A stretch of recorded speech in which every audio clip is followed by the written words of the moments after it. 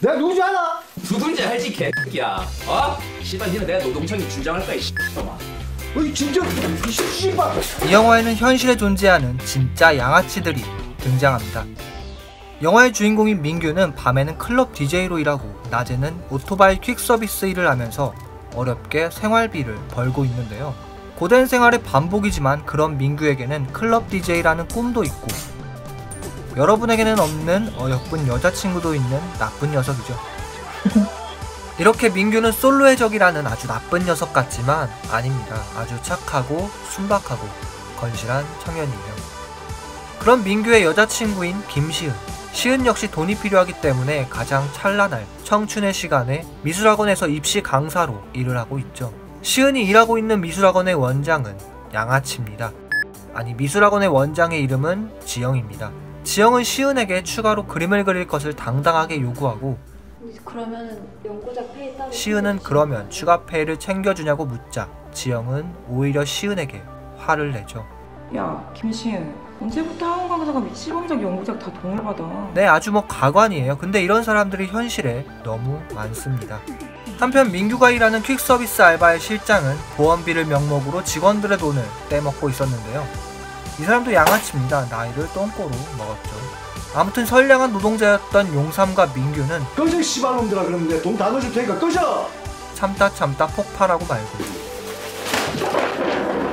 씨발 새끼야. 사람이 땅 가지고 장난을 쳐? 둘은 결국 직장에서 잘리고 맙니다.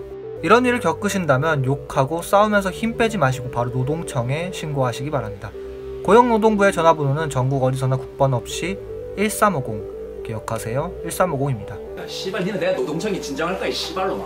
게다가 오래된 커플인 민규와 시은은 서로를 무척 아끼고 사랑하지만 참고 있던 현실의 문제들이 둘 사이를 비집고 들어오게 되면서 둘 사이에도 큰 문제가 발생하고 마는데요. 결국 민규는 더 이상 비겁할 수 없다며 돌이킬 수 없는 어떠한 결정을 결심하게 됩니다. 과연 민규는 어떤 선택과 결말을 맞이하게 될까요?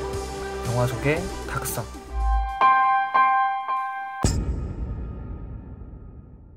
오늘 소개할 영화는 최창완 감독의 내가 사는 세상입니다. 우선 이 영화는 보시다시피 독특하게도 흑백 영화인데요.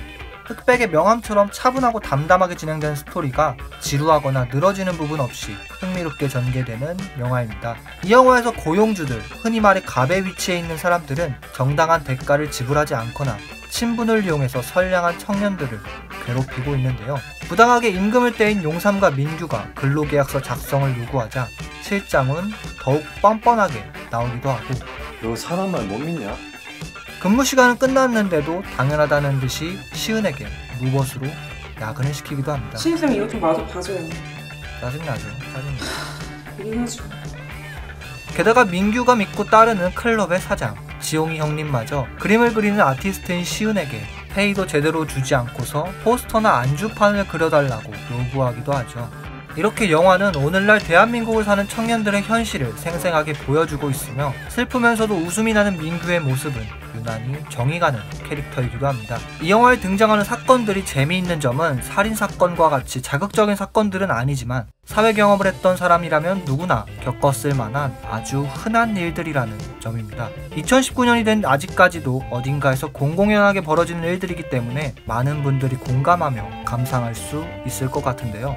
저 역시 이번 4월에 개봉하는 어떤 한국 장편 영화 중 하나에 스텝으로 참여했었던 경력이 있는데요. 실제로 저는 3달 동안 집에도 못 들어가며 밤낮으로 일했지만 고작 200만원을 받기도 했습니다.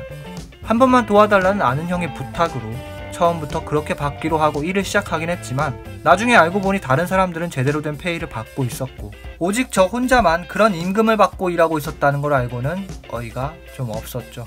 친한 형이나 선배, 교수를 비롯하여 다양한 고용주들에게 착취당하고 있는 수많은 청춘들. 이 시대의 청년들이라면 아마 다들 비슷한 경험이 있을 것 같습니다.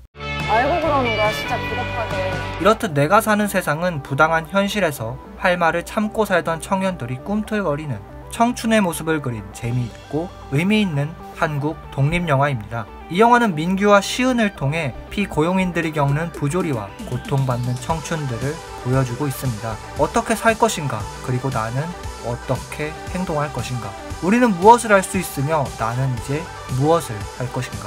이런 대가를 정당하게 받으려는 당연한 시도들이 태연하게 무시되는 부조리 속에서 자신에게 진짜 상처를 줄 수 있는 건 자신이 믿고 의지하는 사람이라는 씁쓸한 한국 사회의 현실. 이 불편한 현실을 어렵지 않게 풀어낸 이 영화의 스토리는 단순하지만 그 단순함 속에 단단한 뼈가 보이는 영화라고 말할 수 있습니다. 게다가 무척이나 자연스러운 흐름으로 엔딩까지 도달하게 되는 이 영화의 결말 부분 역시 인상적인데요. 이 영화의 결말에 대해 일부 관객들 중 누군가는 무책임하다는 식의 반응을 보일 수도 있지만 저는 오히려 이 영화가 하고자 하는 얘기, 현재까지도 잔존하고 있는 부조리한 세태들에 대하여 수미상관의 형식으로 만들어진 영화의 엔딩을 통해 관객들에게 다시 한번 전하고 있다고 생각했습니다. 코엘 감독의 명작 중 하나인 인사이드 르인과도 상당히 비슷한 부분들이 있어서 혹시 인사이드 르인을 재밌게 보셨다면 이러한 한국 영화도 있으니 한번 감상해보시기를 추천드립니다. 욕심이 날 수 있는 결말에서까지 스토리적으로 도드라지는 연출이나 인위적인 기교를 부리지 않고 이야기에 집중하는 차분함이 돋보이는 좋은 한국 영화였습니다. 영화 내가 사는 세상이었습니다. 저는 다크썸이었습니다.